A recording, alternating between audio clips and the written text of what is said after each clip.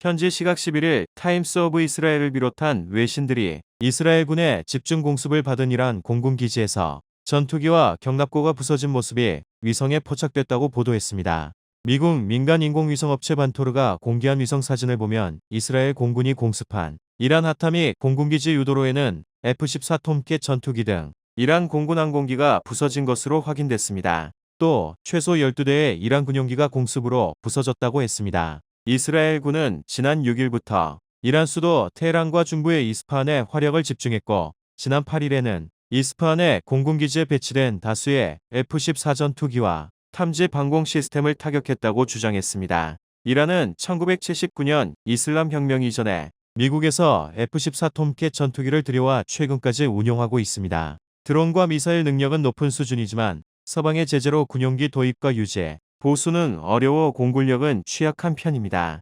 이번 공습으로 이스라엘이 이란 공군기지의 전투기와 경납고, 방공체계까지 타격한 것은 단순한 시설 파괴를 넘어 이란 공군의 작전 능력을 약화하는 효과를 가져올 가능성이 큽니다. 특히 이란의 전투기와 기지, 인프라가 동시에 손상될 경우 테헤란과 주요 군사 거점의 방공망이 흔들릴 수 있습니다. 다만 이란은 미사일과 드론 전력을 중심으로 대응할 가능성이 높아 공군력 약화가 곧 전쟁 판세를 결정짓기보다는 장기적으로 이스라엘의 공중 우위 확보에 유리한 환경을 만드는 변수로 작용할 것으로 보입니다. 현지 시각 10일 트럼프 대통령이 트루스 소셜에 지난 몇 시간 동안 우리는 비활성 상태에 길에 부설용 선박 열척을 타격해 완전히 파괴했다고 했습니다. 이어 추가 타격이 이어질 것을 기쁘게 전한다고 강조했습니다. 또 어떤 이유로든 기뢰가 설치됐고 즉시 제거되지 않는다면 이란의 전례 없는 수준의 군사적 결과가 가해질 것이라고 경고하기도 했습니다.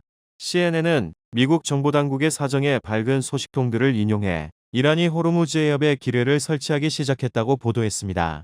이 소식통은 기뢰들은 최근 며칠 새 설치되고 있으며 현재까지는 수십 개 정도로 아직 대규모는 아니지만 마음만 먹으면 수백 개까지 설치할 수 있다고 전했습니다. CBS 방송도 익명의 미국 당국자들을 인용해 이란이 호르무즈 해협의 기뢰를 부설하려는 움직임이 미정보 자산에 포착됐다고 보도했습니다. 현재 이란의 기뢰의 보유량은 2,000에서 6,000개로 추정되며 대부분 자체 생산했거나 중국과 러시아에서 들여온 것이라고 했습니다. 미 해군이 기뢰 부설 선박을 선제 타격해 사실상 이란 해군 전력을 무력화한 것은 호르무즈 해협 봉쇄 시도를 절대 용인하지 않겠다는 강력한 경고로 해석됩니다. 미국은 핵심 해상로의 안전을 위협하는 행위에는 즉각 군사력으로 대응하겠다는 의지를 분명히 하며 이란의 추가 도발을 억제하려는 전략적 메시지를 보낸 것으로 보입니다. 현지 시각 9일 CNN은 군사정에 정통한 전현직 관료 7명을 인용해 이란에 남아있는 고농축 우라늄 비축분을 회수하는 문제는 현재 깊은 지하 저장시설에 보관된 것으로 추정되며 이를 확보하려면 소규모 특수작전 병력 수준을 넘어 상당한 규모의 미군 지상군 투입이 필요할 것이라고 보도했습니다.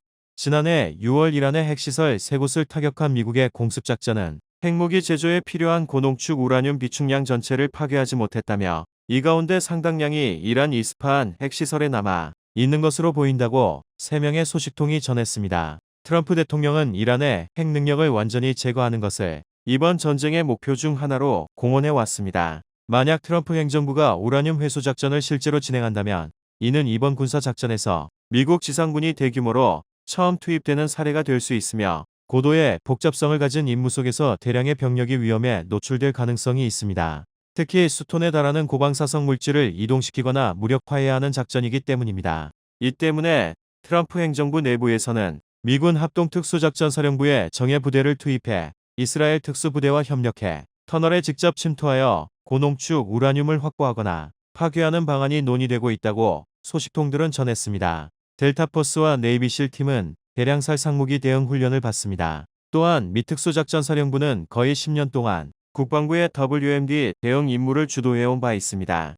이런 가운데 CNN은 최소 6대의 MC-130J 항공기가 영국 RAF 밀든홀 공군기지에서 운용 중이라고 보도하며 미국이 실제 군사작전에 나설지 주목됩니다. 트럼프 대통령이 기자회견에서 이란과의 전쟁이 매우 빨리 끝날 것이라고 발표한 가운데 현지 시각 10일 피트 헤그세스 전쟁부 장관은 군사 브리핑에서 오늘은 이란에 대한 공격이 또다시 가장 격렬한 날이 될 것이라고 고강도 공격을 예고했습니다. 이어 가장 많은 전투기와 폭격기, 가장 많은 공습이 이루어질 것이라고 경고했습니다. 또 미군의 군사작전 목표는 이란의 미사일 비축분과 발사대, 방위산업 기반, 미사일 제조 능력 파괴, 해군 파괴, 핵무기 보유의 영구적 차단에 있다고 밝혔습니다. 이란의 탄도미사일 공격은 개전 시점에 비해 90%에 자폭드론 공격은 83% 감소했으며 50척 이상의 이란 함정이 지난 열흘 동안 제거됐다고 덧붙이기도 했습니다. 미국이 이란의 미사일 전력과 해군, 방위산업 기반까지 겨냥한 전면적 군사 압박에 나서면서 중동 정세는 단기간에 큰 변곡점을 맞을 가능성이 커지고 있습니다. 이란의 군사 능력이 크게 약화될 경우 호르무즈 해협을 둘러싼 해상 안보 환경이 변화하고 걸프 지역 국가들은 미국 중심의 안보 질서에 더욱 의존하게 될 전망입니다.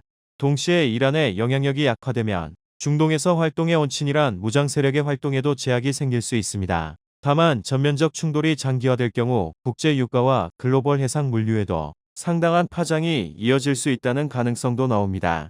현지 시각 9일 트럼프 대통령은 공화당 행사연설에서 이란의 미사일 기지와 발사대 80%를 제거했다며 미사일은 시설은 확 제거됐다면서 이란의 드론 생산 시설을 공격하고 있다고 강조했습니다. 이어 이란은 큰 강대국으로 여겨졌지만 우리는 그들을 완전히 박살냈다며 그들의 테러 지도자들은 이미 사라졌거나 곧 사라질 때를 카운트다운하고 있다고 밝혔습니다. 그러면서 우리는 적이 완전히 그리고 결정적으로 패배할 때까지 공격을 누그러뜨리지 않을 것이라고 했습니다. 전쟁이 사실상 미국의 승리로 기울며 이번 작전이 단순한 군사 충돌을 넘어 중동 전략 질서를 뒤흔드는 계기가 될 것으로 보입니다. 이란의 군사력이 약화하면 호르무즈 해협을 중심으로 한 에너지 수송로에 대한 통제력이 미국과 동맹국 쪽으로 기울 수 있기 때문입니다. 특히 중국이 중동 원유 의존도가 높은 상황에서 이번 전쟁은 중국의 에너지 공급망에 전략적 압박을 가하는 효과를 낳을 수 있다는 평가도 나옵니다. 미국은 이번 작전을 통해 장거리 정밀 타격 능력과 압도적인 군사력을 다시 한번 과시하며 글로벌 패권 경쟁 속에서 중동 질서를 주도하려는 의지를 분명히 드러낸 것으로 보입니다. 여기에 미국이 이란의 핵심 군사 인프라를 단기간에 무력화하면서 중동 지역의 군사 균형도 급격히 미국 중심으로 기울고 있습니다.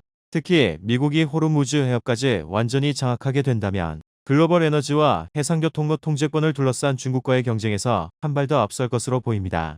현지 시각 8일 이스라엘 방위군이 이란 혁명 수비대 공군 본부를 타격했다고 발표했습니다. 이스라엘은 해당 본부에서 이란이 이스라엘과 중동 지역 국가들을 향해 발사한 미사일과 드론 공격을 지휘 관리해 왔다고 밝혔습니다. 예루살렘 포스트에 따르면 이 시설은 위성 발사에 사용되는 곳으로 장차 우주 공간으로 발사되어 미국을 타격할 수 있는 핵무기 개발 시도에 활용될 가능성이 있는 시설이었던 것으로 보도했습니다. 이스라엘군이 이란 혁명 수비대 공군 본부를 타격한 것은 단순한 군사시설 파괴를 넘어 이란의 미사일 드론 작전 지휘 체계를 직접 겨냥한 공격이라는 점에서 의미가 큽니다. 해당 본부는 이란이 이스라엘과 중동 지역 국가들을 향해 발사한 탄도미사일과 드론 공격을 통합적으로 관리하던 핵심 지휘 거점으로 알려져 있습니다. 이 시설이 파괴될 경우 이란의 미사일 발사 통제 능력과 드론 작전 조정 체계가 일시적으로 마비되거나 큰 혼란을 겪을 가능성이 있습니다. 특히 위성 발사와 항공우주 기술 개발과 연계된 시설이라는 점에서 향후 장거리 미사일과 ICBM 개발 능력에도 일정한 지연 효과가 발생할 수 있다는 분석이 나옵니다. 결국 이번 공격은 이란의 전략 무기 개발과 장거리 타격 능력을 동시에 견제하려는 이스라엘의 선제적 군사 전략이었던 것으로 보입니다. 또한 중동 지역에서 이란이 구축해온 미사일 드론 위협에 대한 억지력을 강화하고 향후 추가 공습이나 군사 작전을 위한 전략적 주도권을 확보하려는 의도도 담긴 것으로 분석됩니다.